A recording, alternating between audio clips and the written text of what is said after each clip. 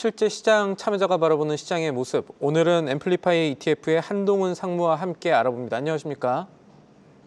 네, 안녕하십니까. 앰플리파이 TF 한동훈입니다. 예, 상무님, 오늘 시장은 주말 사이 폭락이 무색하게 다시 올라가는 모습 보였고 검은 월요일의 우려가 지워졌다 이렇게 봐야겠죠. 오늘 시장에서 어떤 부분 주목하셨습니까?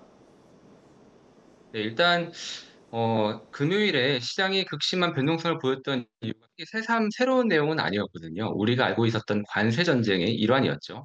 그럼에도 불구하고 시장이 급격하게 하락을 했는데 주식시장은 그나마 금요일 날 장이 마감을 해서 상황이 좋았죠. 크립토 시장은 24시간 움직이다 보니까 장 마감 이후에도 센티멘트가 급격하게 하락하면서 비트코인은 거의 10만 4천 불까지 그리고 이더리움은 3,450불까지 급격하게 하락을 했는데 이 크립토 시장 같은 경우는 변동성이 아주 컸습니다. 그 이유는 크립토 시장의 자체적인 변동성도 크지만 보통 크립토 트레이더 같은 경우는 이 perpetual trading이라고 해서 이제 마진 거래를 하거든요.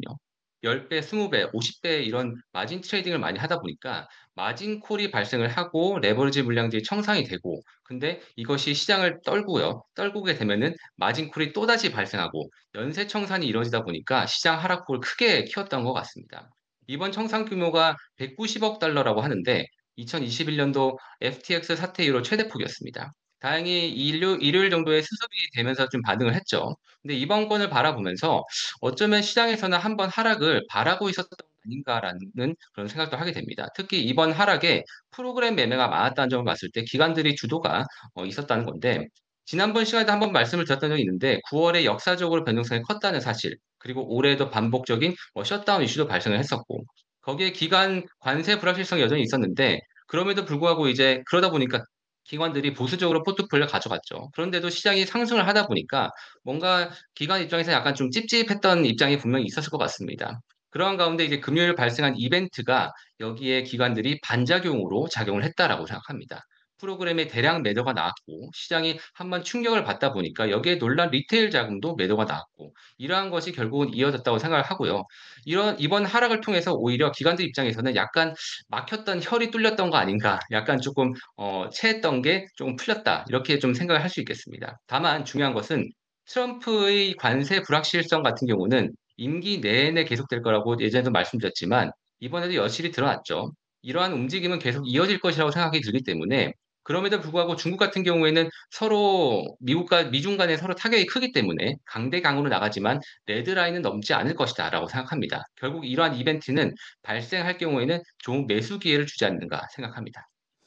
자, 이런 이벤트가 발생하면 오히려 좋은 매수 기회가 된다. 이거는 제가 앞서 봤었던 UBS의 리포트와도 좀 일치하는 시각으로 지금 생각이 되는데 그렇다면 노골적으로 좀 질문을 드릴게요. 매수 기회가 발생했다고 하면은 어떤 것들 사야 됩니까?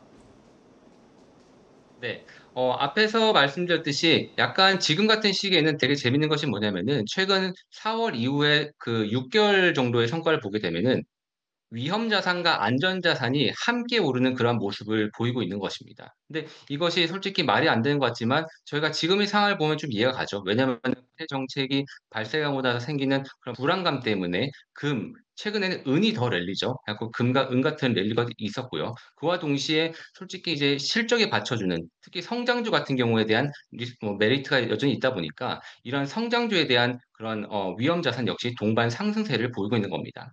그래서 최근에 고용과 인플레이션 이런 중요한 지표도 좋지만 시장은 점점 이제 기업들의 실적에 주목을 하고 있고요. 최근에 미국 기관 투자자들 그리고 웰스 매니지먼트 쪽의 이야기를 많이 들어보면은 실적이 확실할 것으로 보이는 것으로 매수세를 가져간다는 이야기를 많이 듣고 있습니다.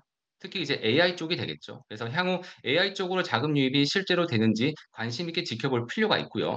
이번 이벤트를 통해서 기관들이 심리를 알았다 보니까 리스크 자산과 안전 자산을 아까 말씀드렸듯이 같이 가져가는 것이 어떨까라고 생각합니다. 바벨 전략이라고 하죠. 그래서 리스크 자산 중에서도 어닝 모멘텀이 살아있는 AI 관련 ETF, BAI, AIVC 그리고 이더리움 및 비트코인 같은 크립토 ETF를 주목해 볼 필요가 있고요. 안전 자산으로는 금보다는 은이 최근에 더욱 우수하죠. 특히 2011년 전고점을 무려 14년 만에 돌파를 했기 때문에 올해 상당 엄청난 성과를 보이고 있는데 은 현물 ETF보다는 은 채굴 업체 ETF인 SILJ가 주목을 해볼 만합니다. 만약 이런 것들을 따로 하기가 서로 이제 번거롭다라고 하신 분들은 성장주의 일부 상방이 열려 있는 커버드 콜 전략인 잽큐 그리고 큐디보 같은 전략이 훨씬 유용해 보인다고 생각합니다. 기관들의 이 심리가 확인이 됐던 구간이다. 이 말씀이 또 중요해 보이는데요. 알겠습니다. 지금까지 도움 말씀에 앰플리파이 ETF 한동훈 상무였습니다. 오늘 말씀 감사합니다.